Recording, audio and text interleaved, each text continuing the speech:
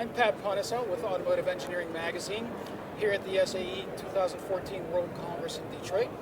We have the pleasure of meeting with Christopher Grundler. He's the director of OTAQ, that's the Office of Transportation and Air Quality for the EPA.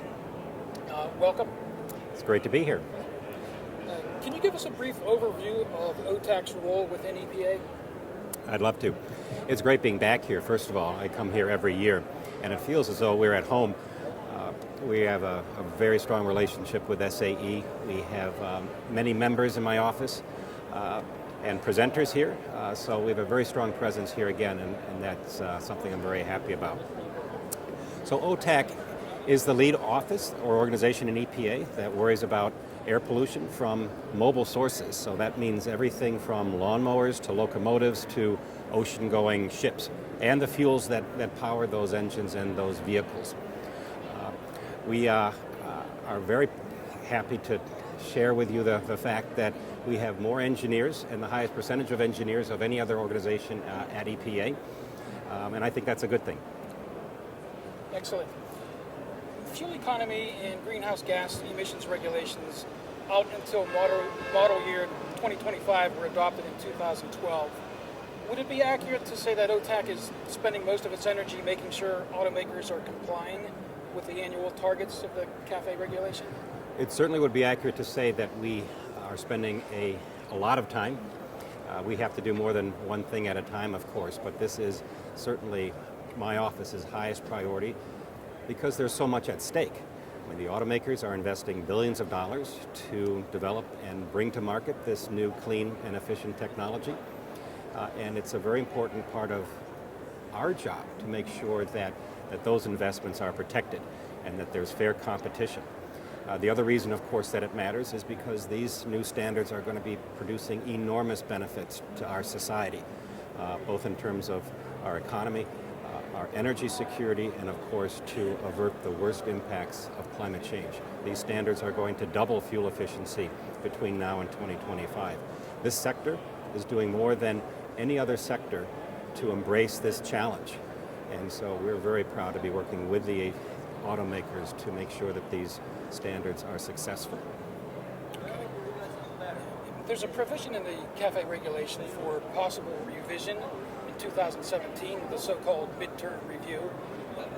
How well are the automakers complying up to this point, and does it look like they'll be able to meet the 2025 targets without a midterm revision?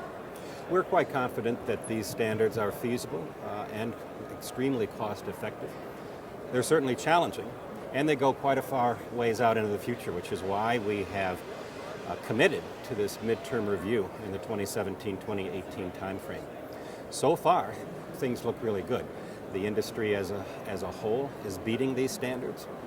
We just did an analysis of the 2014 model year offerings, and 34% of them, of the models offered, already meet the 2016 targets. So that's good news. And what it means is that automakers are taking advantage of the flexibilities in the standards. They're finding the lowest cost ways to comply. And the marketplace is responding. This is what's most encouraging, is that customers are buying more fuel efficiency than the standards require at this point. So we're very confident that the policies and the standards are in fact lining up with the marketplace demands, and we've got the data so far to show it. Now for sure it gets harder, but again there are many different ways to comply with these standards by the way we designed the policy. So we're quite confident. One of the myths that I always try to bust is that these standards are going to drive the industry to force consumers into smaller vehicles or force us to all buy battery vehicles, and that's just not the case. When we did our analysis a couple of years ago, we predict that the lowest cost scenario to comply with these standards is going to be through advanced gasoline engine technologies and better transmissions and lightweighting. And that scenario predicted that less than 10% of the marketplace in 2025 would be hybrid vehicles or battery vehicles or plug-in hybrid vehicles. So we still think that there is more to be achieved through the internal combustion engine, and the marketplace is demonstrating that through smaller turbocharged engines, multi-speed transmissions, more aerodynamics, better air conditioning. There's a whole set of technologies that are coming to market that are providing these benefits both to the planet and to us as drivers.